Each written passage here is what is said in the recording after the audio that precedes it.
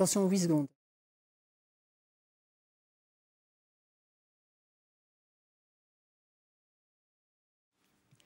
Mesdames et messieurs, bonjour. Merci à vous de nous avoir rejoints si nombreux ce matin pour partager réflexions, questionnements autour de l'agriculture en Wallonie.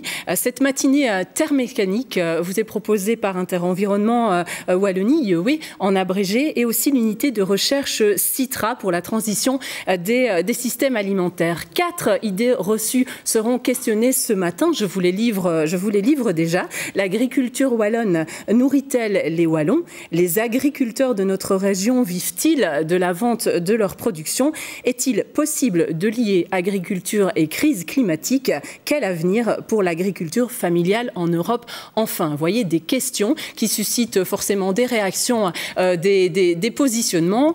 Est-ce qu'on a raison de toujours penser ce qu'on pense? Voilà, c'est de ça dont on va débattre avec nos intervenants ce matin. Ils seront 4. J'aurai l'occasion de vous laisser faire connaissance avec eux tout au long de la matinée. Je vous livre déjà leur nom. Il s'agit de Philippe Barret, qui est professeur et doyen à la faculté des bio-ingénieurs de l'Université catholique de Louvain. Et Philippe est en plateau avec nous. On vous retrouvera tout à l'heure, Philippe, mais déjà bonjour.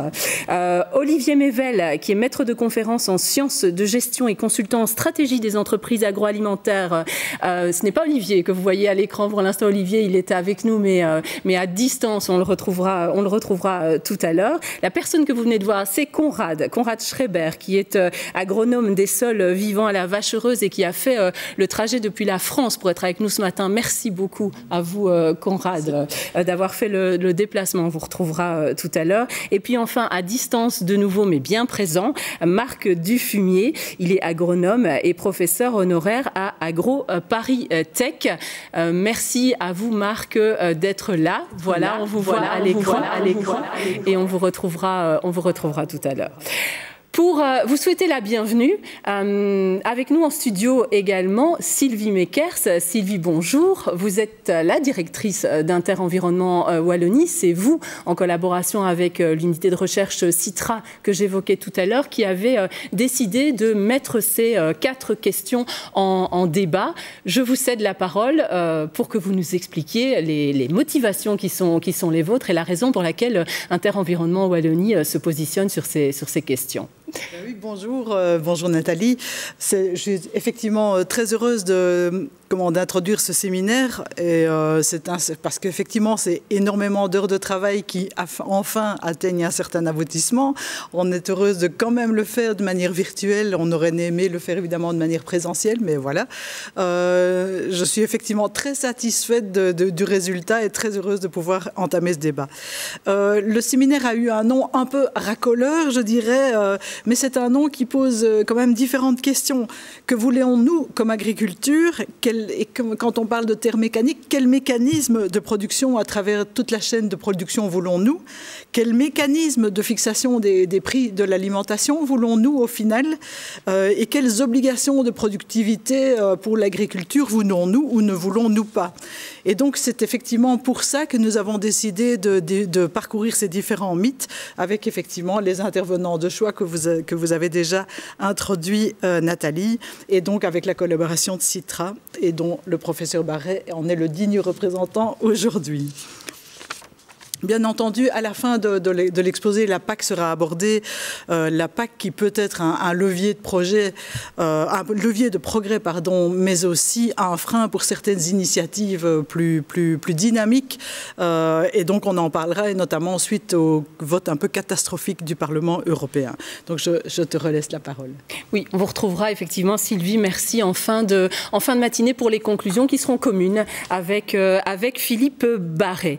La ministre wallonne de l'Environnement, qui a le développement durable dans ses attributions, Céline Tellier, ne pouvait pas être avec nous ce matin. Vous le comprendrez aisément, hein. Les agendas de nos représentants politiques sont chargés et extrêmement bousculés en ces temps de crise sanitaire. Toutefois, et on la remercie, elle a pris le temps de nous accorder une petite interview sous la forme d'une capsule vidéo carte postale qu'elle a déposée à votre attention ce matin. Je vous propose de la découvrir tout de suite. Bonjour à toutes et à tous. Tout d'abord, Évidemment, désolée de ne pouvoir être là parmi vous aujourd'hui. La crise sanitaire nous oblige à fonctionner de façon virtuelle. Mais néanmoins, je me réjouis que vous puissiez continuer à traiter de thématiques aussi importantes que celles qui vous occupent aujourd'hui autour de l'agriculture et de l'alimentation durable en Wallonie. Je vais essayer de répondre à vos différentes questions sans avoir la possibilité d'interagir, mais j'espère vous amener quelques éléments de réponse. Il faut d'abord rappeler que la Wallonie s'est engagée dès 2014 dans la voie de la souveraineté alimentaire, qui inclut plusieurs éléments. Tout d'abord, le droit à une alimentation de qualité, le droit à des revenus décents où les prix agricoles doivent couvrir les coûts de production et permettre aux agriculteurs de vivre dignement. Et enfin, le droit d'accès aux moyens de production, qu'il s'agisse de la terre, de l'eau, des crédits, etc. Malheureusement, aujourd'hui, force est de constater que nous sommes loin du compte. D'abord, le nombre de producteurs diminue. La pression foncière reste importante, le manque de rentabilité est toujours présent sur nos exploitations et les impacts environnementaux se font sans cesse davantage ressentir. Alors la crise du Covid-19 a quelque peu changé la donne. Elle nous a d'abord rendus plus attentifs aux interrelations qui existent entre notre santé, nos écosystèmes, nos chaînes d'approvisionnement, nos modes de consommation et nos limites planétaires. Elle a également mis en évidence la fragilité et le manque de résilience du système agroalimentaire mondialisé. Elle a également forcé le secteur alimentaire à se réorganiser en très peu de temps, avec un attrait pour le circuit court qui a été fortement perceptible. Malheureusement, l'élan s'est quelque peu essoufflé après le déconfinement. Mais nous verrons évidemment si cette tendance peut se poursuivre dans les prochains mois et les prochaines années. À l'heure actuelle, il faut donc soutenir notre système agricole en le faisant évoluer sans s'enfermer pour autant dans un système wallo-wallon. Certaines productions sont trop peu développées. Par exemple, la Wallonie produit aujourd'hui plus de 600% de son besoin en pommes de terre, alors qu'elle ne produit que 30% de son besoin en légumes, par exemple. Et dans de nombreux cas, nous ne maîtrisons plus non plus nos filières d'approvisionnement par manque d'outils de transformation. Nous devons donc faire des choix politiques qui soient clairs et cohérents en faveur d'une relocalisation de notre système alimentaire et d'une transition agroécologique afin de se tourner vers une alimentation durable en Wallonie.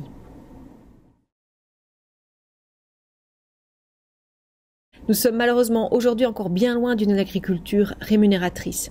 La part des subventions dans les revenus du travail varie fortement selon de nombreux critères, en fonction d'une filière de production à l'autre ou encore d'une exploitation à l'autre.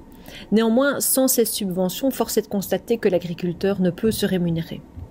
Alors des discussions sur la PAC, et on sait à quel point ces discussions sont difficiles pour le moment pour avoir véritablement une PAC qui soit novatrice dans la biodiversité, sur les changements climatiques, etc. Il est évidemment indispensable qu'une part importante de son budget reste dédiée à l'environnement et à l'adaptation de l'agriculture au changement climatique dans la ligne de mire des objectifs du Green Deal. Ces budgets doivent permettre de soutenir une transition durable de notre agriculture et donc aussi soutenir également une durabilité pour nos agriculteurs.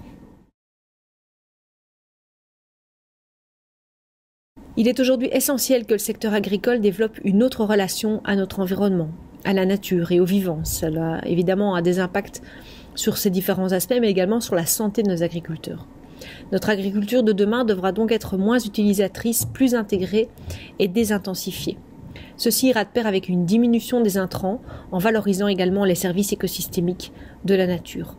Car n'oublions pas que la nature a beaucoup à nous apprendre ou à nous réapprendre. Les légumineuses par exemple peuvent remplacer les engrais.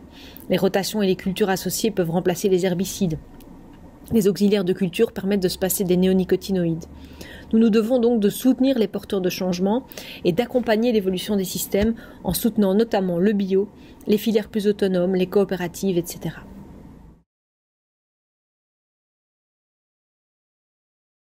L'agriculture familiale devrait être celle qui permet à une famille de se rémunérer sur la ferme. Vu l'évolution actuelle du secteur, la difficulté de reprise, l'accès au foncier qui reste compliqué, le manque de valorisation, l'agriculture familiale est aujourd'hui multiple. Mais elle doit être protégée.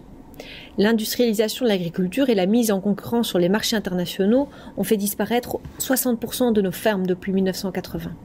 La majorité de nos agricultrices et de nos agriculteurs sont aujourd'hui près de la pension. Il n'y a que 10 à 15% de reprises dans le secteur. Il faut donc soutenir une transition dans nos fermes vers des fermes à taille humaine et soutenir l'installation des jeunes en agriculture durable. Je vous souhaite de fructueux échanges et à tout bientôt. Voilà. pour les réponses apportées par Céline Tellier, la ministre wallonne de l'Environnement, aux 4 questions qui fondent nos échanges de cette matinée. Et ces questions, on vous les a aussi posées à vous, qui vous baladiez sur le marché de Namur tout récemment. Regardez les réponses que vous nous avez apportées.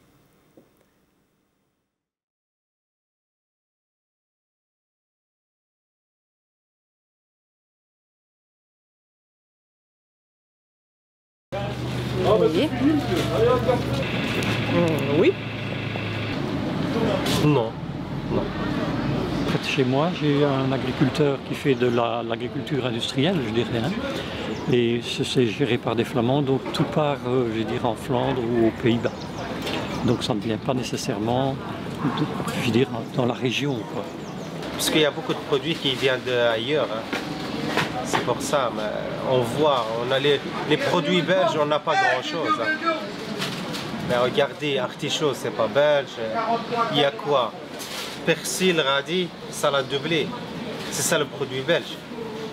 Ça italien, les raisins Pérou, aubergines Sicile, Espagne, Maroc.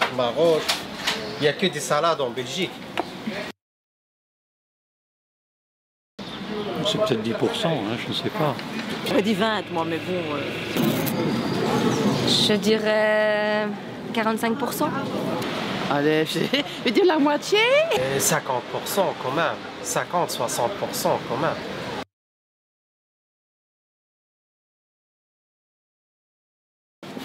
Je crois que ça doit être égal, mais moins qu'en Espagne ou les pays latinos, tout ça.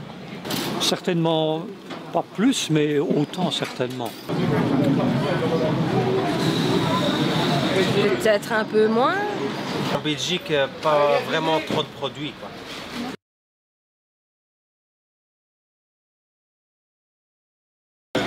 Ah ben, je suis déçue. Voilà. C'est une carte rouge, là. Oui. Oui. 2 fois plus.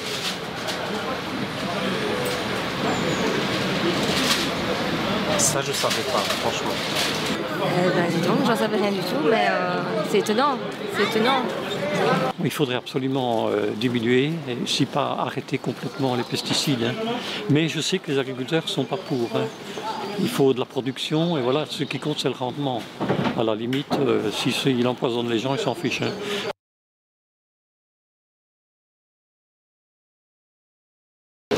Agriculture biologique, mais il faut mettre juste l'engrais, c'est tout.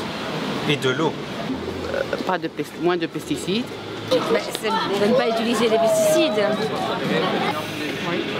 Naturel, quoi. Bon. Évidemment, en revenir à une agriculture comme mes parents l'ont fait il y a 50-60 ans, sans pesticides. Chez moi, il n'y avait pas de pulvérisateur, comme je disais toujours.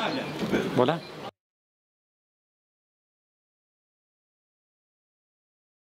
Sûrement. Oui, ça c'est clair et net. Il y a des fermes en France qui sont revenus à ce genre de choses. Et les abeilles reviennent, les oiseaux, etc. Ça c'est très clair que la biodiversité revient complètement quand on en est sans pesticides. Ça c'est sûr. Je crois qu'on se dirigera... On ne sait pas non plus revenir dans un monde... On ira dans cette direction-là parce que... On ne sait pas non plus revenir dans quelque chose de totalement traditionnel. J'ai pas encore envie de courir après un mammouth, honnêtement.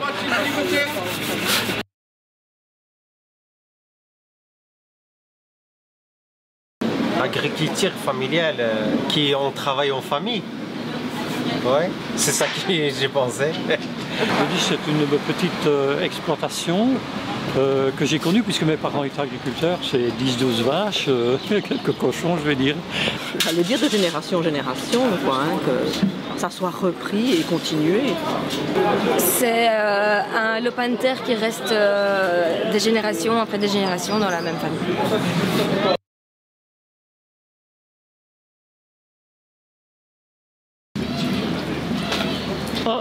C'était pas 10.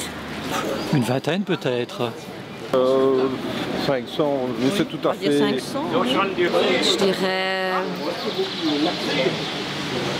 6.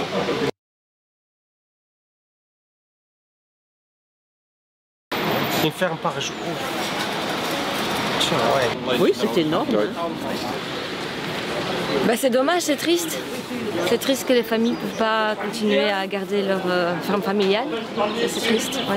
Oui, mais alors, il n'y a plus rien. Il n'y a plus rien. Et tout ça, c'est au profit des grandes entreprises, voilà. Voilà, retour en plateau et beaucoup de choses déjà qui passent dans ce micro-trottoir et qui peut-être vous feront réagir sur le chat. C'est Julie Van Damme qui est avec nous en plateau, qui dépouille pour vous ce matin le chat et les contributions que vous y laissez, que ce soit des questions ou des commentaires d'ailleurs. Si ce sont des questions et des questions qui s'adressent plus précisément à l'un de nos intervenants, n'hésitez pas d'ailleurs à le préciser. Ça va aider Julie dans le dépouillement, dans le monitoring qu'elle va pouvoir faire des échanges qui vont défiler sur le chat ce matin. Si c'est un commentaire d'ordre plus général, on prend aussi. C'est l'interactivité avec vous qui nous intéresse. Donc n'hésitez pas à réagir, que vous soyez d'accord, pas d'accord. On aime aussi le débat. Ça alimentera les échanges et les réflexions avec nos différents intervenants. Voilà, de quoi rentrer maintenant dans le vif du sujet en abordant la première question qui fonde nos échanges de ce matin. L'agriculture wallonne nourrit-elle les Wallons? Pour nous parler de cela, nous avons en plateau avec nous, je vous l'ai déjà présenté d'ailleurs tout à l'heure, Philippe Barret. Bonjour Philippe. Bonjour. Voilà, Philippe Barret, vous êtes ingénieur agronome, docteur en génétique quantitative. Vous êtes professeur à l'UC Louvain, je le disais tout à l'heure, depuis 1997. Vous y avez enseigné l'analyse des systèmes, la génétique, l'agroécologie. Vous êtes aujourd'hui doyen de la faculté des bio-ingénieurs et vous encadrez, Sylvie Meckers en parlait tout à l'heure, cette fameuse équipe de recherche Citra pour la transition des systèmes alimentaires. À ce titre, vous êtes coordinateur et co-organisateur de la matinée. Citra, pour représenter un peu l'objectif de cette unité de recherche. Mais donc c'est une unité de recherche qui a vraiment comme objectif de réfléchir à la transition et de nourrir ce concept de transition par une approche universitaire inclusive, c'est-à-dire qu'on veut travailler sur la diversité des agricultures qui existent aujourd'hui, partir de cet état des lieux et puis essayer d'explorer des trajectoires. Pour nous, le gros enjeu, c'est que pour le moment, ces trajectoires sont souvent dans l'envie, dans l'intention, mais ne sont pas caractérisées. Et donc le travail qu'on essaye de faire, c'est de nourrir ces trajectoires par des données, par des interactions avec les acteurs, pour finalement arriver à se mettre d'accord sur le chemin qu'on doit prendre, et puis aussi travailler sur les modes de production, essayer de réfléchir, si on veut prendre ce chemin-là, mais comment le prendre, quelles sont les options possibles. Et un dernier point qui nous passionne depuis une dizaine d'années, c'est la question des verrouillages, parce qu'en fait, ces systèmes, souvent, ils ne changent pas et on ne comprend pas pourquoi. Et comprendre pourquoi les systèmes ne changent pas, ça permet de les faire changer. Et aller plus loin ensemble et tracer le chemin comme vous le disiez. Alors juste avant qu'on vous entende et qu'on entende vos réponses à cette question, l'agriculture wallonne nourrit-elle finalement les Wallons, je vous propose de découvrir la petite vidéo qui donne la parole aux agriculteurs, à nos agriculteurs sur ce sujet, et retour en plateau avec Philippe juste après.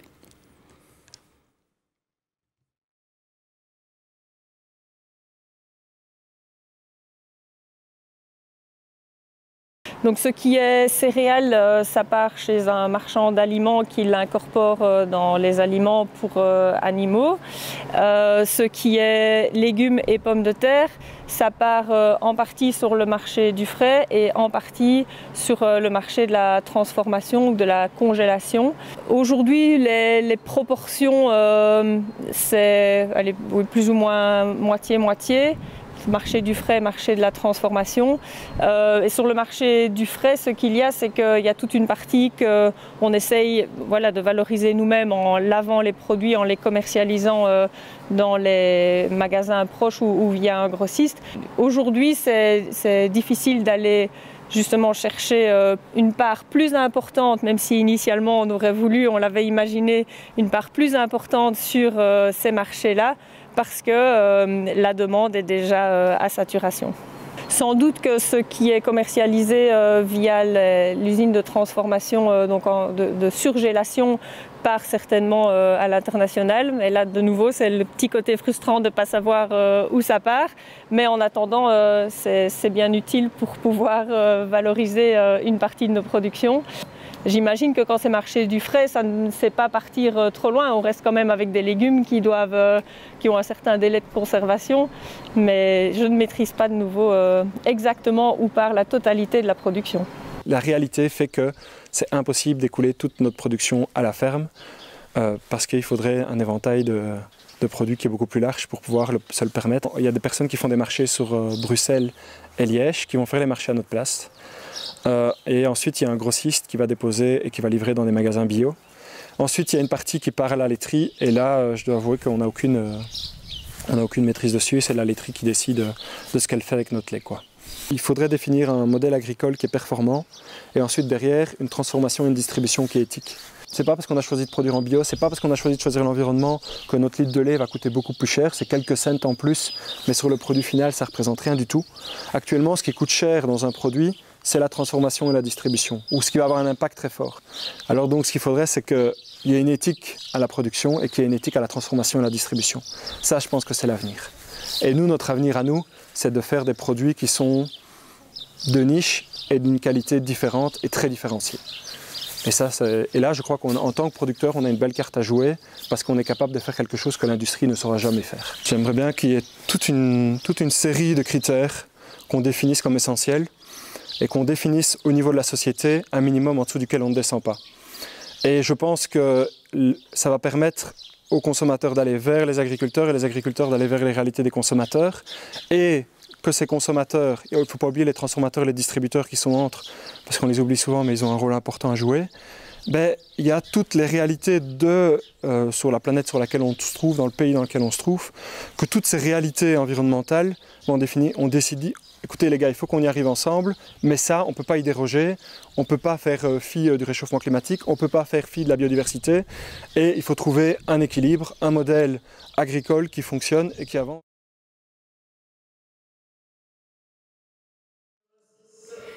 Voilà pour ces paroles d'agriculteurs. Vous retrouverez une vidéo similaire juste avant la prise de parole de chacun de nos intervenants de ce matin.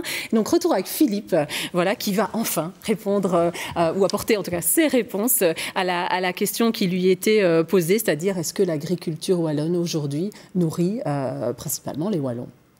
Voilà une très bonne question qu'on se pose souvent. Et donc, d'abord, ça ne fait pas si longtemps que ça qu'on se la pose. Et donc, pendant très longtemps, l'objectif de l'agriculture, c'était peut-être pas de nourrir les populations. Après la Seconde Guerre mondiale, oui. Et puis, il y a eu une phase un petit peu comme ça d'enthousiasme. Et on s'est dit, on va nourrir toute la planète, on va travailler à l'international, etc. Donc la ministre le rappelait, maintenant il y a des enjeux de souveraineté alimentaire, on se pose des questions par rapport à ça, mais il faut être conscient que les politiques, qu'elles soient nationales, régionales ou européennes, n'ont pas encore totalement mis à leur agenda cette question de est-ce que l'agriculteur doit nourrir son territoire ou bien doit nourrir d'autres territoires. Et donc, c'est important de voir qu'on est dans ce cadre-là, parce qu'en fait, les constats que je vais faire sont parfois un peu décourageants, mais ils sont en partie liés à des choix de politique publique qui sont antérieurs au débat qu'on a aujourd'hui. Alors, globalement, la réponse est oui. En termes de superficie, aujourd'hui, la superficie agricole wallonne permettrait de nourrir la Wallonie et même de nourrir Bruxelles et même peut-être une partie de la Flandre. Donc oui, en termes de superficie, on peut nourrir la Wallonie et Bruxelles. On peut les nourrir soit en production conventionnelle, soit avec des systèmes plus durables, notamment en agriculture biologique, sachant qu'aller vers des systèmes plus durables, c'est d'office diminuer un petit peu les rendements, et les micro-trottoirs en parlaient, mais en fait, c'est pas grave. Et c'est logique que si on produit de façon plus naturelle, on réduise les rendements, mais même si on fait une hypothèse de passage avec des fortes proportions d'agriculture biologique, par exemple, on peut nourrir la Wallonie et Bruxelles. Mais la réponse est non. en fait. La réponse est non, parce que techniquement aujourd'hui, la Wallonie ne nourrit pas les Wallons. Alors pourquoi? En fait, parce que on n'a pas des filières de transformation qui nous permettent de faire le lien entre ce qui est produit sur notre territoire et ce que nous consommons. Et donc le manque de filières fait qu'on n'a pas, par exemple en blé, et j'y reviendrai, on n'a pas les moyens de nous nourrir en blé local. Et l'autre problème, c'est des choix d'usage. Donc il faut se rendre compte, et les agriculteurs qu'on a interviewés en témoignaient, qu'il y a une déconnexion entre ce qu'eux font, ils produisent sur un territoire, et ce qu'on fait de leur production. Et donc cette déconnexion fait qu'aujourd'hui, certains choix d'usage font par exemple que seulement 9% des céréales produites en Wallonie vont dans la chaîne alimentaire directe, et l'essentiel des céréales produites vont être utilisées soit pour nourrir des animaux, soit pour produire de l'énergie, du bioéthanol. Et c'est un choix qui est fait. Alors ce choix, il est en partie déterminé par des marchés, il est en partie déterminé par des habitudes et par des constructions techniques, et il est en partie déterminé par des choix politiques, puisque l'agriculture étant subsidiée, les choix politiques ont une forte influence sur les comportements non seulement des agriculteurs, mais aussi des chaînes de transformation qui sont en aval de la production agricole. Donc c'est un point important, ce mot d'usage. Hein, les produits agricoles ne vont pas naturellement aller vers l'usage le plus pertinent. Donc si on ne fait rien, les produits agricoles, ils vont vers un usage qui est déterminé par les facteurs que je viens d'évoquer. Donc ça, c'est vraiment un élément, je pense, auquel on doit être extrêmement attentif. Et donc, je vous parlais du blé. Aujourd'hui, pour nourrir l'ensemble des Wallons, il faudra à peu près 150 000 hectares de blé, 140 000 à peu près. Bon, ça dépend aussi. Et on peut y revenir du type d'alimentation qu'on souhaite. Et aujourd'hui, on produit sur 200 000 hectares. Donc on a largement de quoi nourrir les Wallons en blé. Mais le problème qu'on a, c'est que parce qu'on n'a pas de chaîne de transformation, le blé alimentaire, la farine, nous l'importons de France.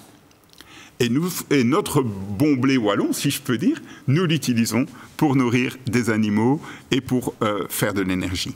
Et donc, il y a vraiment des choses à reconstruire. C'est ça le message principal. Si on veut nourrir les Wallons, ça doit être un projet. Hein, et donc, ça doit être un projet de société, de se dire, on reconstruit ça. Comment reconstruire ce projet? D'abord, se donner le temps. Reconstruire une filière qui soit une filière, par exemple, de transformation du blé, ça va prendre du temps. Après, répondre à certaines questions. Une des questions clés par rapport à ça, c'est par exemple, est-ce qu'il faut construire 2-3 grands moulins sur le territoire wallon qui vont permettre d'être très efficaces, de recopier peut-être un modèle français et de produire notre propre farine? Ou bien est-ce qu'il faut délocaliser à des niveaux beaucoup plus petits un réseau de tout petits moulins? La réponse à ça, à mon avis, elle est mixte. C'est-à-dire qu'il faut en fait une hybridation entre ces moulins et plus petits et des structures plus importantes, parce que les qualités demandées par le marché sont différentes, parce que les économies d'échelle sont différentes. Ça me permet d'aborder une autre question, la question de la viande, par exemple. Est-ce qu'on peut se nourrir en viande? Ben, la question des abattoirs est devenue critique. Et on sait qu'il y a eu des débats sur les abattoirs. Ben, c'est une question critique parce qu'en fait, on a de moins en moins d'abattoirs, il y a de plus en plus de concentration des acteurs dans ce domaine, et donc on perd en fait une capacité à reconstruire cette chaîne. Et pourquoi cette chaîne est importante? Elle est importante à la fois d'un point de vue économique, d'un point de vue cohérence pour l'agriculteur, parce que c'est quand même frustrant de voir des agriculteurs qui disent « je ne sais pas où partent mes produits hein », donc on sent qu'il y a une frustration dans leur discours. Et puis c'est aussi important d'un point de vue nutritionnel, hein, et donc c'est important aussi que on repense aussi la façon dont nous nous alimentons. Et pour pouvoir le faire, il ne faut pas qu'on soit dépendant, par exemple, de logiques de publicité, de logiques de distribution qui vont finalement nous mettre dans une agriculture standardisée, dans un modèle mondial où le produit peut venir d'un peu n'importe quoi parce qu'il n'a plus aucune caractéristique. Donc ça, c'est important. Et dernière chose, il y a une interaction forte entre notre agriculture et notre environnement. Donc, le choix qu'on fait d'usage des produits, le choix qu'on fait du modèle agricole, a des conséquences sur nos paysages et sur notre biodiversité. Donc ça, c'est pour ça que c'est important. Et donc, on parlait de l'exportation. Madame la ministre parlait de l'exportation de pommes de terre. Mais choisir d'exporter des pommes de terre, c'est choisir d'avoir moins de prairies, d'avoir plus de travail du sol pour finalement un bénéfice qui revient à qui? Et donc, voilà, la question principale, elle est là. C'est à qui revient le bénéfice? Et alors, que faire? Parce que c'est facile de faire des diagnostics, les professeurs d'université font ça très bien, ils font des diagnostics, ils ont des chiffres et tout. Mais il faut quand même réfléchir à ce qu'on veut faire. Alors, qu'est-ce qu'on veut faire? Mais je vous l'ai dit, c'est reconstruire des filières. Alors, en français, on parle de filières, c'est joli, hein, on voit le film qui se dessine entre le producteur et le consommateur. J'insiste aussi sur le fait que si le circuit court peut être intéressant, ce fil a aussi des vertus. Et donc le fait qu'il y ait plusieurs acteurs dans une filière, moi, ça ne me dérange pas du tout. C'est normal qu'il y en ait qui soient spécialisés dans la transformation, dans la logistique, même dans la commercialisation. Ça a toujours fait partie. Depuis le Moyen-Âge, il y a des meuniers, et depuis le Moyen-Âge, ce n'est pas les agriculteurs qui produisent leur propre farine. Hein. Et donc, regardez Alphonse Daudet pour ceux qui se rappellent de leurs souvenirs d'enfance.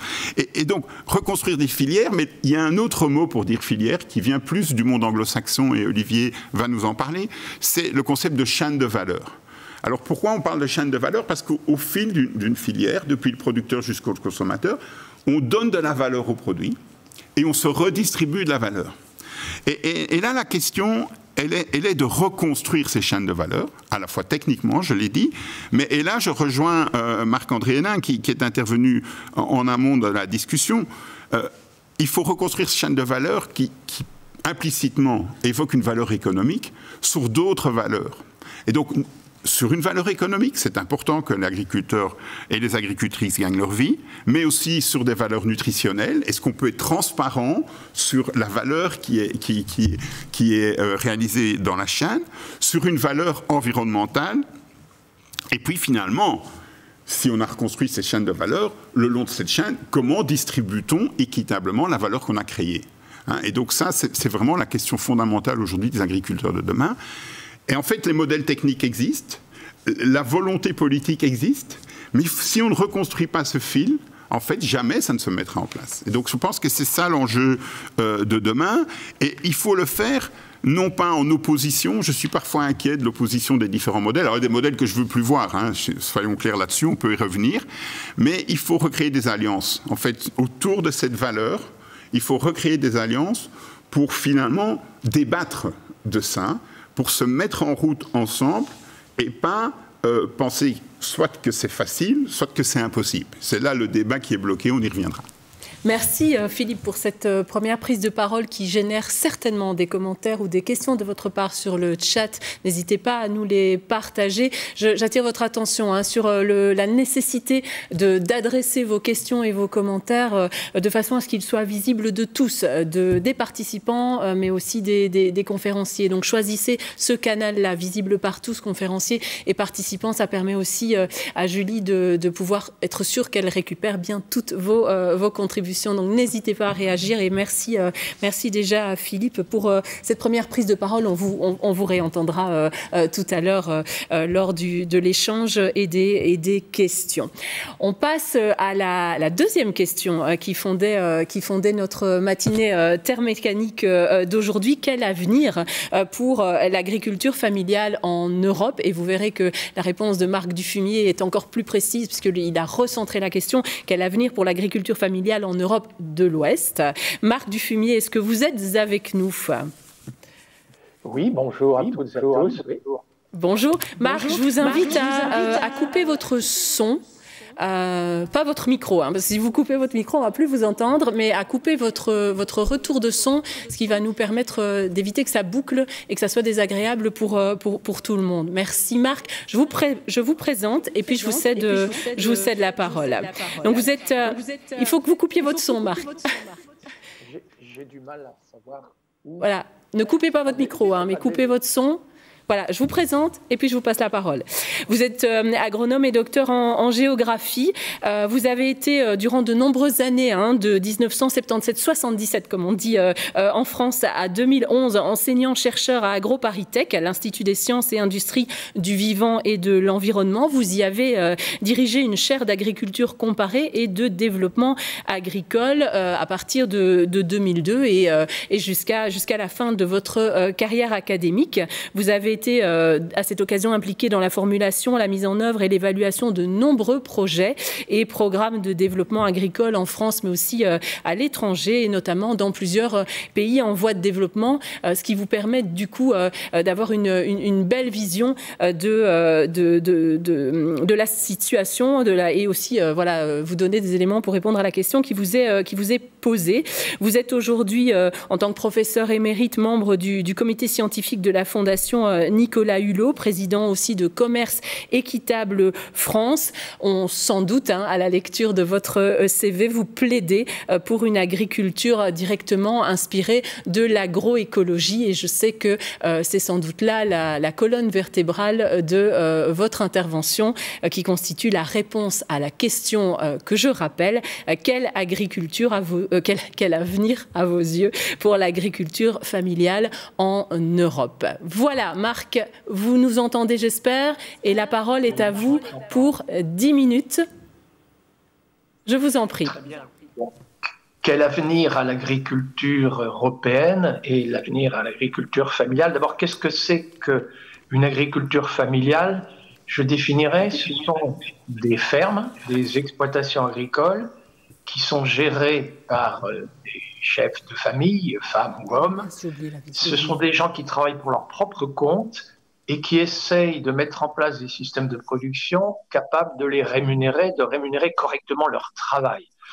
Dans l'agriculture familiale, les enfants, avant de reprendre ou pas l'exploitation, s'interrogent sans arrêt: combien je gagnerais à poursuivre dans l'agriculture, combien je peux gagner éventuellement dans d'autres travaux hors de l'agriculture. C'est-à-dire que le choix des systèmes de production est fonction de la rémunération en relation avec le travail apporté.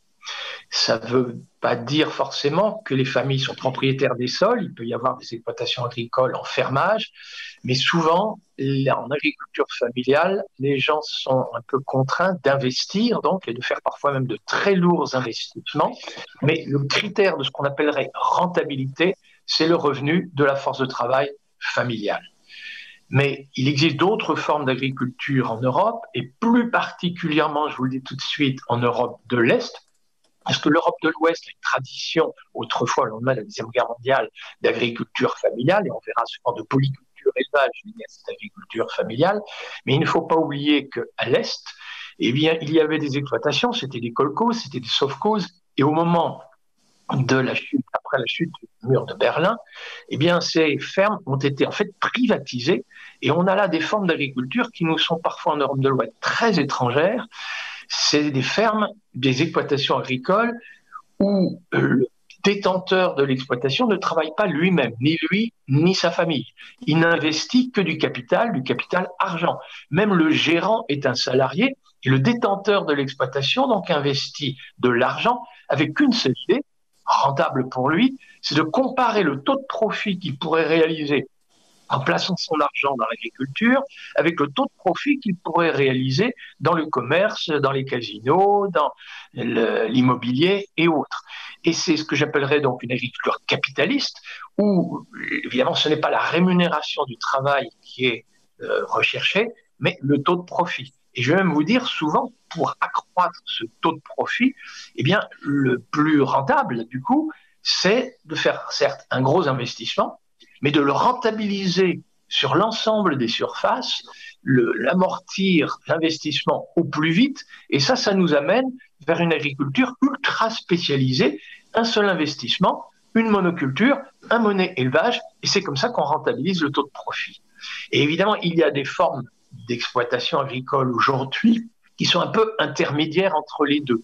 Il nous faut être honnête, ce qui prédominait en Europe de l'Ouest, j'imagine bien en Wallonie aussi, c'était une agriculture familiale, avec des exploitations agricoles donc familiales, mais qui se sont progressivement agrandies, c'est-à-dire que les moins compétitifs sur le marché, et on parle du marché commun européen d'abord, et de plus en plus le marché mondial, les moins compétitives, ces exploitations ont disparu. Et ça a permis l'agrandissement des exploitations voisines. Et c'est vrai qu'aujourd'hui, on voit une évolution des exploitations agricoles qui étaient familiales vers des exploitations agricoles que je qualifierais volontiers de patronales. C'est-à-dire qu'effectivement, le détenteur de l'exploitation continue de travailler, il vit de la rémunération de son propre travail et de celui de sa famille, mais il commence aussi à employer de plus en plus de salariés, ou alors même remplacer ces salariés par des machines. Et on voit quand même aussi, y compris en Europe de l'Ouest, une évolution des exploitations agricoles familiales vers une plus grande rentabilité des investissements monétaires. On veut amortir au plus vite le retraite, on veut amortir au plus vite la moissonneuse-batteuse, et du coup, on spécialise les systèmes de production. Et c'est bien ça qui aujourd'hui nous coûte très cher. Car il est clair que cette agriculture capitaliste ou patronale, qui est capable effectivement de remplacer les gens qui travaillaient par des machines, au risque d'ailleurs de mettre des gens au chômage, il est clair que cette agriculture a été capable de produire au moindre coût monétaire. Mais on oublie trop souvent que la pomme de terre pas chère, le chips pas cher, il se traduit par l'emploi, ça a été dit tout à l'heure, par l'emploi accru de pesticides. Les labours tamisés pour planter la pomme de terre sont aussi destructeurs de l'humus des sols. Et cette spécialisation excessive de notre agriculture de façon générale, l'emploi des produits pesticides, ça a été dit tout à l'heure, effectivement, se traduisent par d'autres coûts, des coûts qui ne sont pas dans le prix du produit, c'est-à-dire que le produit que nous achetons pas cher dans un supermarché nous coûte très cher par des dégâts environnementaux, la baisse du taux d'humus des sols, l'effondrement des abeilles, la surmortalité, la perte de biodiversité, les pollutions des eaux. Il faut que l'eau du robinet soit potable et du coup, ça nous coûte très cher d'en retirer la trazine, un désherbant qui était utilisé autrefois, mais qu'on retrouve encore dans les nappes phréatiques. Et donc voilà, le devenir de l'agriculture familiale en Europe, ça voudra effectivement, ça devrait aller de pair avec une agriculture moins spécialisée, moins coûteuse d'un point de vue sanitaire et environnemental, mais effectivement plus exigeante en travail. Une agriculture que je suis prêt à qualifier d'intensive, intensive en emploi, dans des pays où il y a excès de chômage. Est-ce si grave de vouloir promouvoir une agriculture intensive en emploi? Bien sûr que non, c'est au contraire salutaire pour l'intérêt général. Mais par contre, il faudra développer d'autres formes d'agriculture. Alors moi, je suis prêt à la qualifier d'intensive si on me dit que cette agriculture inspirée de l'agroécologie scientifique, vous savez, l'agroécologie, la discipline des agroécologues, qui essaie de nous rendre intelligible le fonctionnement de ces écosystèmes agricoles, qui ne sont plus totalement naturels, bien sûr, ils sont agricoles, qui ont été simplifiés et malheureusement fragilisés. On va devoir recomplexifier ces agroécosystèmes, pratiquer une agriculture beaucoup plus diversifiée, beaucoup plus soignée, faire l'usage intensif de l'énergie solaire pour fabriquer notre énergie alimentaire. On appelle ça la photosynthèse, mais ça veut dire une couverture végétale la plus totale et la plus permanente possible, un feuillage vert capable d'intercepter la lumière et de transformer ça en énergie alimentaire. Et cette énergie alimentaire, vous savez, le sucre, l'amidon, les lipides et ce genre de choses, c'est ce que nous appelons des hydrates de carbone. Mais les hydrates de carbone ou la plante telle de carbone dans le gaz carbonique de l'atmosphère.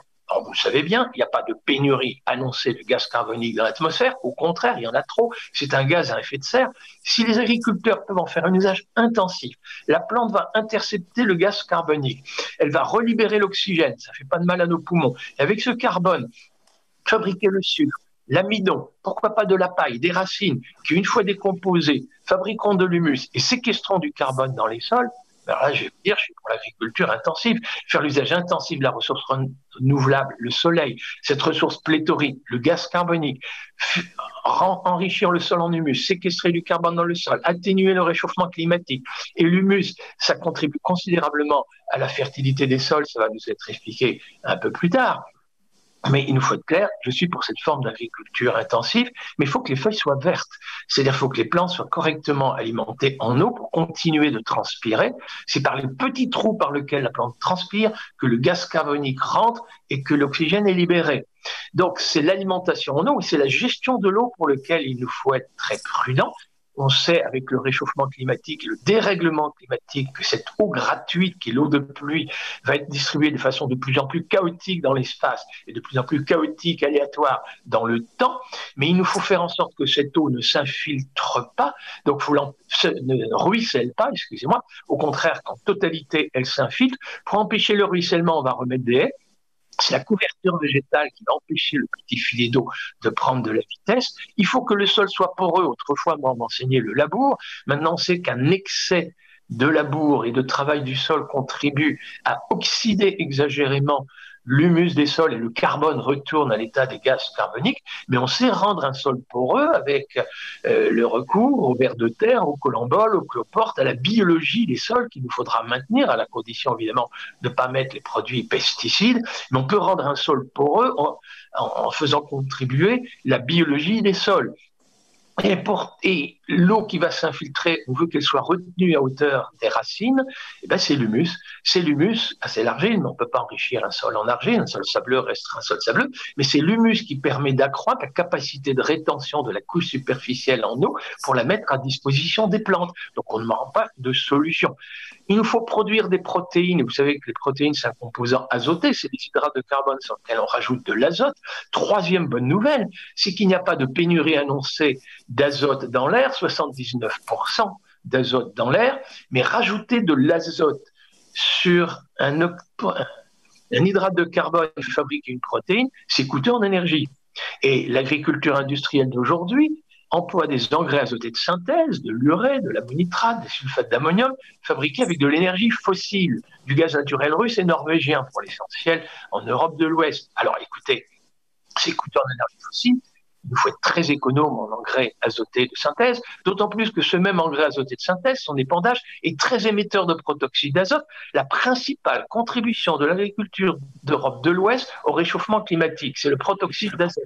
Et oui, quand on épand les engrais azotés de synthèse, mais tous les agriculteurs connaissent l'alternative des plantes, on les appelle les légumineuses, le trèfle, le sainfoin, la luzerne, le lotier, le lupin, la févrole, le pois chiche, la lentille, les haricots, les petits pois. Enfin, on ne manque pas en Europe de l'Ouest d'une façon générale et dans aucun pays du monde de toute façon de plantes de l'ordre des légumineuses et certains microbes les aident à intercepter l'azote de l'air et fabriquer les protéines. Et donc, ces plantes riches en protéines sans recours aux engrais azotés de synthèse, en plus, après récolte, laisse une fertilisation azotée dans le sol qui nous évite, évidemment, l'épandage d'engrais azotés de synthèse pour les cultures qui vont suivre dans les rotations. Je suis en train de vous dire que, alors les éléments minéraux pour terminer, effectivement, là, il y a une très grande crainte sur les phosphores. Les experts ne sont pas tous d'accord, mais nous annoncent quand même un risque de pénurie, en tout cas de coût d'exploration et d'exploitation de mines de phosphate qui va devenir hyper coûteux d'ici 3-4 décennies. Il ne faut donc pas gaspiller le phosphate, mais on le verra, c'est un peu comme pour l'excès d'azote. Si on pouvait remettre les animaux sur la paille, et si l'azote et le phosphate des urines pouvaient aller dans du fumier et remettre le fumier dans les sols et recontribuer, économie circulaire, à recycler tout ça dans les sols plutôt que d'aller dans les nappes phréatiques et fertiliser des algues vertes sur le littoral. Mais en tout cas, il nous faut trouver des éléments minéraux, dont le phosphore. On peut en trouver en sous-sol. La roche-mère est altérée, mais quand la roche-mère est altérée tous les jours en sous-sol, c'est pas accessible à une racine de blé, à une racine de pomme de terre.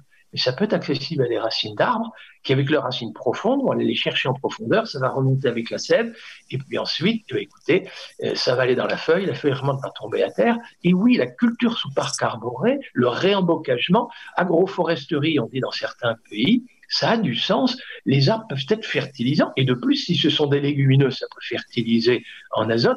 Et puis, on peut être aidé parce que nous appelons aujourd'hui des champignons très utiles, des champignons mycorhiziens, qui s'incrusent dans la racine de l'arbre ou de la plante annuelle, qui développent un mycélium, vous savez, cette espèce de moisie extrêmement fin. Et ces champignons qui s'alimentent évidemment de l'énergie, des hydrates de carbone photosynthétisés par la plante, mais développent un mycélium tellement fin, capable d'aller chercher les éléments minéraux dans les feuillets d'argile, dans les argiles, entre les feuillets de l'argile ou en sous-sol. Et du coup, effectivement, avec l'aide des arbres et des champignons mycorhiziens, on peut aller chercher des éléments minéraux jusque très profonds et dans l'extrémité. Bref, il n'y a pas de raison d'avoir peur sur le fait que la Wallonie ne pourrait pas se nourrir.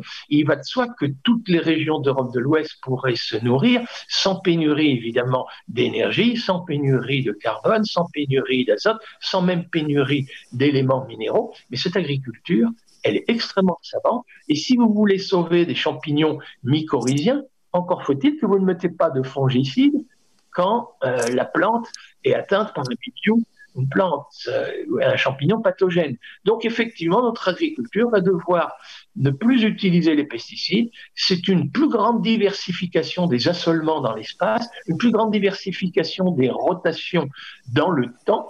Ce n'est pas évidemment la monoculture de la pomme de terre, au belge la pomme de terre, au blé le blé, aux Français le blé ou la vigne. Non, non, c'est une agriculture beaucoup plus diversifiée. Voilà, une agriculture familiale, des gens qui travaillent pour leur propre compte, soucieux d'échelonner les temps de travaux dans l'année, ce sont aussi ces exploitations agricoles familiales qui ont le plus intérêt à diversifier. Par contre, évidemment, c'est plus intensif en emploi, c'est plus intensif en travail, il faudra rémunérer correctement ce travail, et ça c'est effectivement le débat sur la politique agricole commune. Est-ce qu'on va, plutôt que de subventionner les agriculteurs en proportion de la surface de leur exploitation, est-ce qu'on va rémunérer correctement le travail en rémunérant les services environnementaux, séquestration de carbone, légumineuses dans les rotations, infrastructures écologiques pour héberger des abeilles et des insectes auxiliaires? Effectivement, il nous faut changer de politique agricole commune. Voilà, merci bien. Merci infiniment à vous, Marc Dufumier, pour cette réponse à la question qui vous était posée, à savoir, y a-t-il un avenir pour l'agriculture familiale en Europe et de manière sous-jacente en Wallonie. Retour en Wallonie, d'ailleurs, on retrouve nos deux agriculteurs, vous vous souvenez, hein, ils ont déjà pris la parole tout à l'heure pour donner leur propre réponse à la question qui était posée à Philippe Barret. Ils ont aussi une petite idée sur voilà, le pari à faire sur la survie de l'agriculture familiale en Europe. On les écoute tout de suite.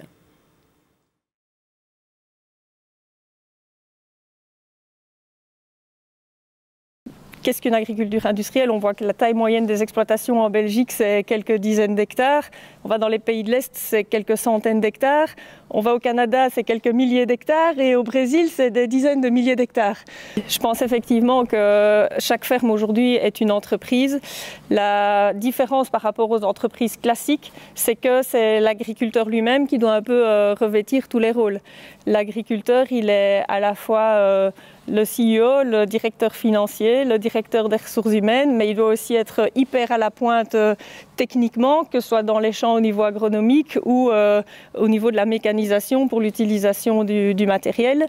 Il doit être hyper à la pointe au niveau administratif aussi. Donc oui, à mes yeux, c'est une véritable entreprise. Pour moi, ça ne veut strictement rien dire.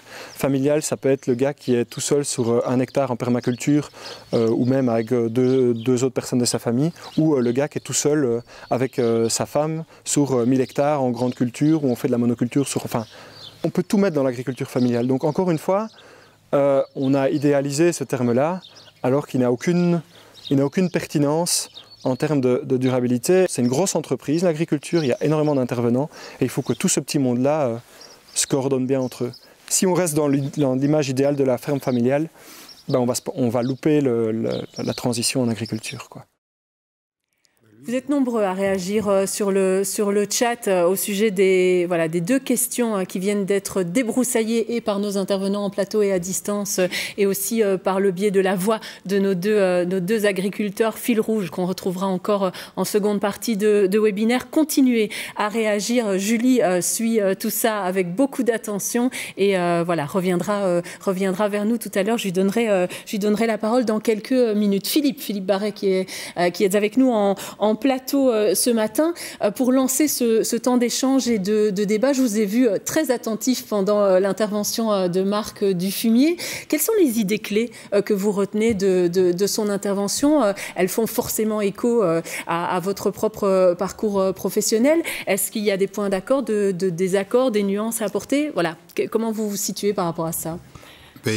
D'abord, je reconnais l'expérience de Marc Dufumier qui travaille depuis longtemps dans ce monde agricole et il a été de ceux qui ont suivi ce parcours de l'agroécologie et là on se rejoint tout à fait. Hein. Donc l'agroécologie, c'est une option importante pour les systèmes agricoles.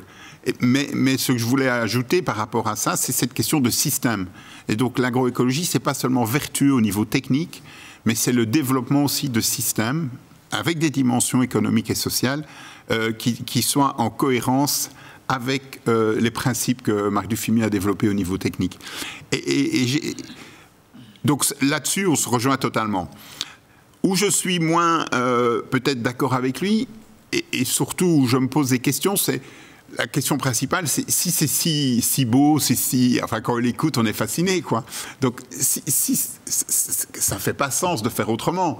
Donc pourquoi est-ce que les agriculteurs d'aujourd'hui continuent à pas appliquer ce modèle? Donc ça c'est une question que je me pose vraiment en profondeur. Et puis, mais on pourra peut-être y revenir plus tard. Je suis pas d'accord avec lui sur le lien qu'il fait entre patronat et capitalisme. Mais essayons d'abord de comprendre pourquoi les agriculteurs d'aujourd'hui n'adhèrent pas massivement à ce modèle qui a toutes les qualités que Marc Dufumier a décrit. Eh bien, on va lui poser la question. Hein. Vous êtes avec nous, Marc? Vous nous entendez? Non. Alors, il est clair que quand je dis capitaliste, c'est l'exploitation à la brésilienne. Et le vrai problème, il est qu'en Europe de l'Ouest, il y a des exploitations agricoles plutôt familiales ou patronales, mais dans l'Europe de l'Est, prédominent ces agricultures capitalistes capables de produire à des prix extrêmement bas. Et il faut savoir que chez nous, un blé à 90 quintaux ne peut pas être évidemment compétitif avec un blé à 35 ou 40 quintaux en Roumanie. Il en est de même pour de la poudre de lait aujourd'hui sur le marché mondial. Il n'est pas possible dans des exploitations agricoles familiales de petite taille, d'être compétitif avec la Nouvelle-Zélande pour exporter de la poudre de lait vers la Chine. Donc sur ce marché mondial, il nous faut être très clair, l'agriculture familiale est en péril, les productions à bas prix et à grande échelle ne sont plus rentables. Et c'est d'ailleurs pour ça que l'agriculture aujourd'hui est très largement subventionnée. Alors à la raison de pourquoi les gens ne font pas, c'est parce qu'effectivement la politique agricole commune a subventionné n'a pas rémunéré le travail, mais a subventionné proportionnellement aux surfaces. Et ça, c'est un encouragement à l'agrandissement des exploitations et donc effectivement une évolution au nom des économies d'échelle. C'est-à-dire tout ça est un raisonnement microéconomique juste. Les agriculteurs qui ont spécialisé leur système de production pour amortir au plus vite leur travail ont fait un raisonnement microéconomique juste, mais qui, du point de vue de l'intérêt général, il est effectivement extrêmement néfaste. Oui, la spécialisation selon les avantages comparatifs aujourd'hui nous coûte très cher, mais c'était bien des raisonnements microéconomiques justes. C'est bien ça le dommage. Et donc, il nous faut réformer. Et donc, vous avez parlé initialement de ce vote au Parlement européen. Effectivement, on ne s'oriente pas pour la nouvelle politique agricole commune, et je le regrette très fortement, vers une rémunération des agriculteurs pour leurs services d'intérêt général, les services environnementaux. Et par contre, on joue toujours la spécialisation sur les avantages comparatifs et le choix des économies d'échelle. C'est quand même un peu dommage. Merci Marc pour cette première réponse. Même interpellation pour vous, on continue à jouer le jeu. Vous avez aussi forcément écouté l'intervention qu'a réalisée en plateau Philippe Barret. Qu'est-ce qui vous a interpellé dans sa prise de parole? Comment vous vous situez de votre côté? Si vous aviez dû répondre à cette question, est-ce que vous auriez employé les mêmes arguments?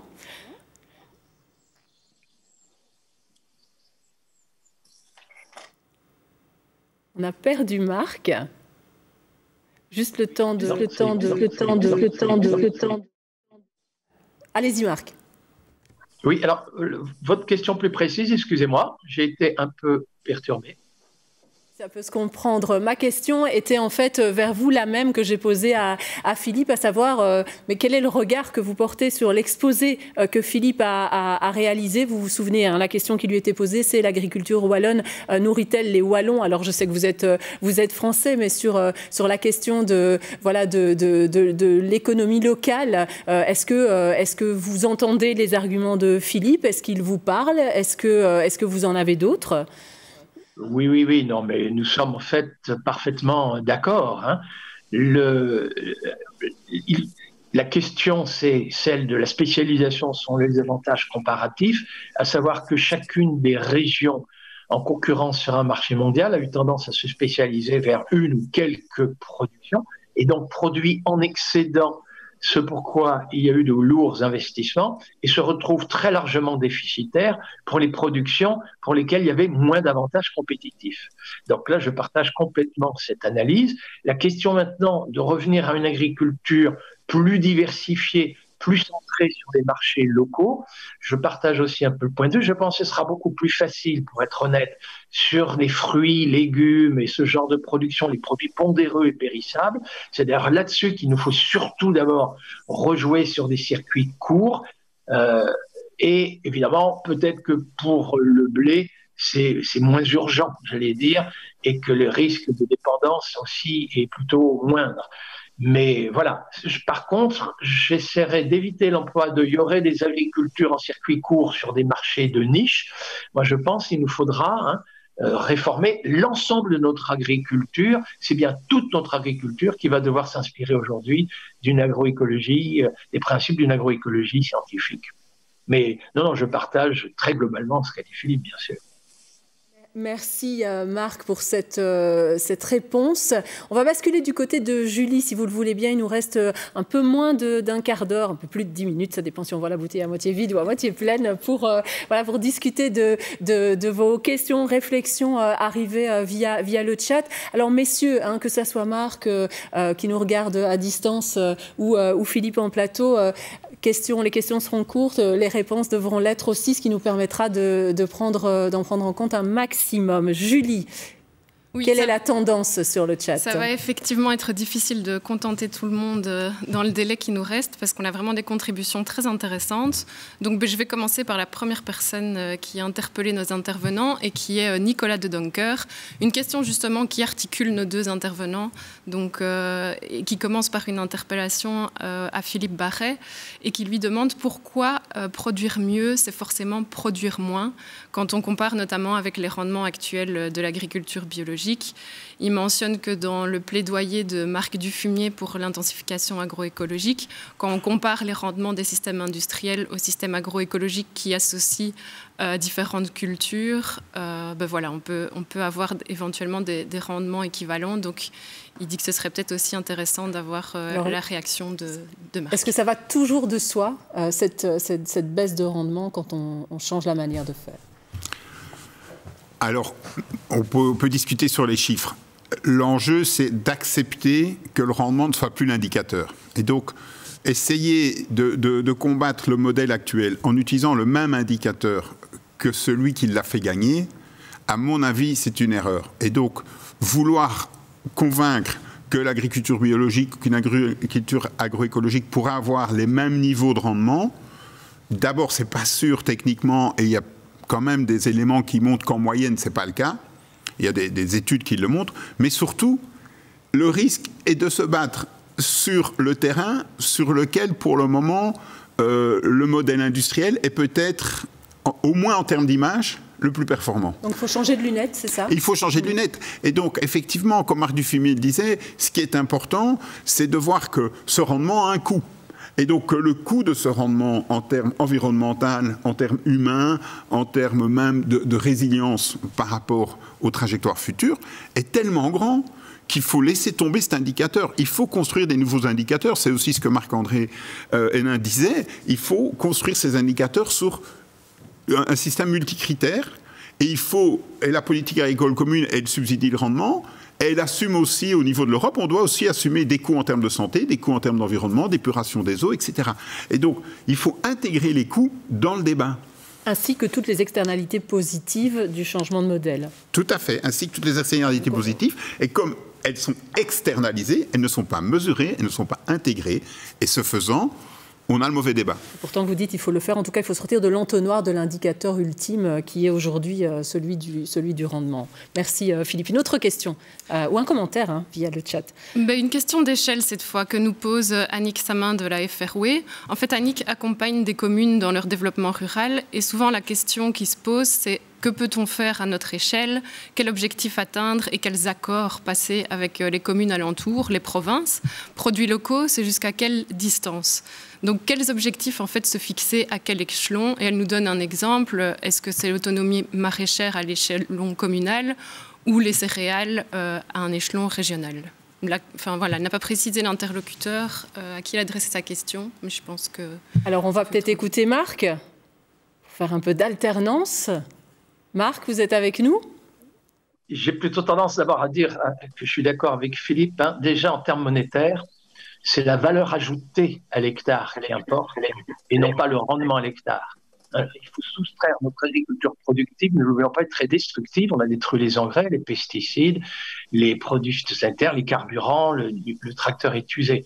Donc, c'est déjà la valeur ajoutée à l'hectare qui importe. Et donc, dire améliorer un rendement, ce n'est pas forcément l'accroître. Ça peut être le diminuer, exactement, mais en diminuant encore davantage les coûts. Et puis, évidemment, il y a les aménités positives qui mériteraient d'être rémunérées, les externalités négatives qu'il nous faudrait prendre en compte dans le calcul. Alors après, pour les circuits courts, à quelle distance et autres, moi je pense qu'il faut vraiment différencier ce que je disais tout à l'heure un peu, les produits pondéreux et périssables. Il y a urgence de rétablir des circuits plus courts et de retrouver des autonomies alimentaires locales. Parce que notamment pour la qualité des produits, on sait par exemple qu'une tomate qui reste 3 semaines à l'étalage et qui a été transportée et chalutée dans des camions a perdu beaucoup de ses vitamines et de ses antioxydants. C'est-à-dire que pour des raisons strictement sanitaires, avoir une alimentation à la fois bonne sur le plan gustatif et surtout saine en question, c'est de jouer les circuits courts. Et pour certains produits, je dirais déjà standards, retrouver une plus grande autonomie locale, ça a un sens, mais je pense que c'est déjà un problème un peu secondaire par rapport aux produits pondéreux et périssables. Merci Marc. On continue avec Julie. Alors ici, je voudrais vous partager plutôt une série de questions autour des sols. Donc la première nous est posée par Olivier Baudry. Donc la question de la conservation des sols pourrait-elle être intégrée en tant que capital producteur ?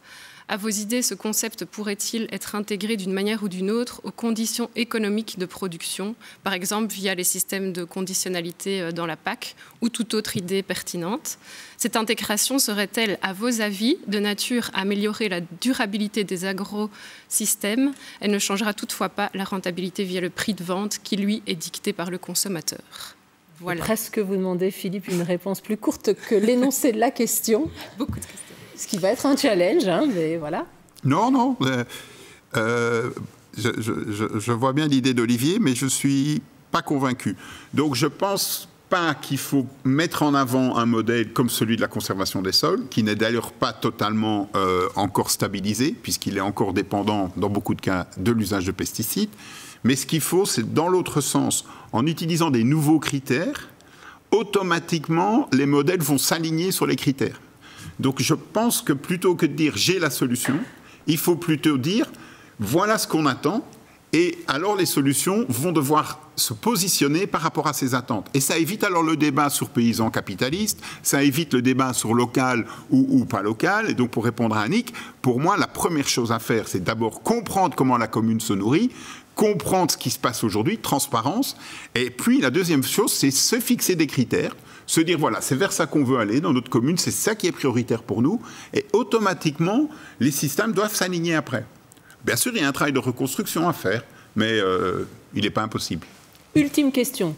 Une question courte et une réponse ultra courte. Pour Marc, du coup, autour de la PAC, le taux d'humus en Wallonie a atteint un niveau extrêmement bas. Il serait urgent de relier les aides PAC du premier et du deuxième pilier à l'amélioration du taux d'humus. Et je relaye vite, c'est une contribution de M. de Master ou Madame. La taxe ou mettre en valeur une valeur objective du carbone ne pourrait-elle pas amener une réponse assez globale à tous ces défis ? Alors, question pour vous, Marc Dufumier, si vous êtes avec nous et que vous l'avez bien entendu. Je suis avec vous. Oui, alors pour être honnête, je crois qu'il faut élargir le concept de fertilité, pas seulement au sol, mais à l'ensemble de l'agroécosystème. Effectivement, le taux d'humus dans les sols, ça devient dramatique dans certaines régions, et en particulier donc les labours tamisés pour faire de la pomme de terre. Ça, on connaît les effets extrêmement négatifs. Mais n'oublions pas que la surmortalité des abeilles, la disparition de certains insectes auxiliaires peut être gravissime pour la fertilité. Moi, je suis pour qu'une politique agricole commune et soit orienté non pas sur des subventions des gens qui mériteraient de l'aide, mais une rémunération, et par contre un système de bonus-malus. Imaginez par exemple qu'on mette un malus sur les engrais azotés de synthèse. Ben, les gens vont tout de suite remettre des légumineuses, et avec les légumineuses, le sol sera fertilisé en azote. Et donc je serais pour qu'on paye les services environnementaux, les aménités positives, par voie contractuelle, et que l'on taxe effectivement tout ce qui est elle présente des externalités négatives. Par contre, je serais très réservé à mettre des valeurs à l'humus et de commencer à privatiser, je dirais, le bien commun, la fertilité des sols et la fertilité de nos écosystèmes. Non, non, on doit payer des services environnementaux, c'est par voie contractuelle, c'est une décision politique, ça se négocie avec les agriculteurs et on rémunère les services environnementaux et on taxe effectivement ce qui est porteur d'externalités négatives. Ce serait plutôt ça ma proposition.